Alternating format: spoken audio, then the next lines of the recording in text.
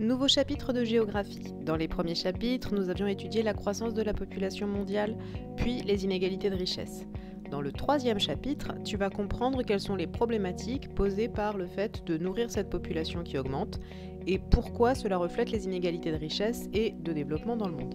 Avant de commencer la mission, je te conseille de faire le petit quiz qui est sur la page de leçon pour réviser ton vocabulaire. Entrons dans le sujet grâce à un exemple précis, celui de l'Indonésie. Ta mission sera d'expliquer à quelqu'un de ta famille quels sont les problèmes de la situation alimentaire dans ce pays d'Asie. Mais pour réussir cette mission, il va falloir faire appel à plusieurs compétences.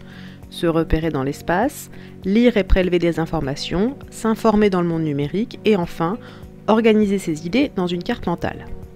Pour réussir cette mission, plusieurs conseils. Suis les étapes que je te donne. Prends ton temps pour réfléchir, n'hésite pas à poser des questions. Utilise des outils comme le dictionnaire et les brouillons que tu peux écrire directement sur ton cahier. 3 étapes pour arriver à la fin de la mission. Première étape, localiser l'Indonésie et comprendre le texte que je t'ai donné. Deuxième étape, prélever les informations qui nous intéressent. Troisième étape, réaliser la carte mentale. Rassure-toi, je serai là à toutes les étapes. Ces premières semaines de confinement nous ont appris des choses. Essaye de faire ton travail en avance, pas dans les 10 dernières minutes avant la fin du délai.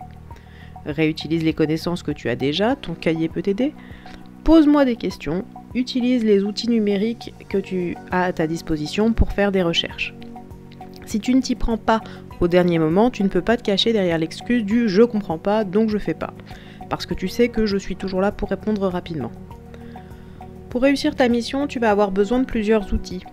Le premier outil, c'est une application de géolocalisation comme par exemple Google Maps. Tu vas aussi avoir besoin d'un dictionnaire en ligne. Je vais mettre des liens sur la page de leçon, de ton cahier bien sûr, de ton répertoire et puis aussi un peu de matière grise. Pour t'aider avec le texte qui est un petit peu long, j'ai fait un enregistrement audio que tu vas pouvoir écouter dès la fin de cette vidéo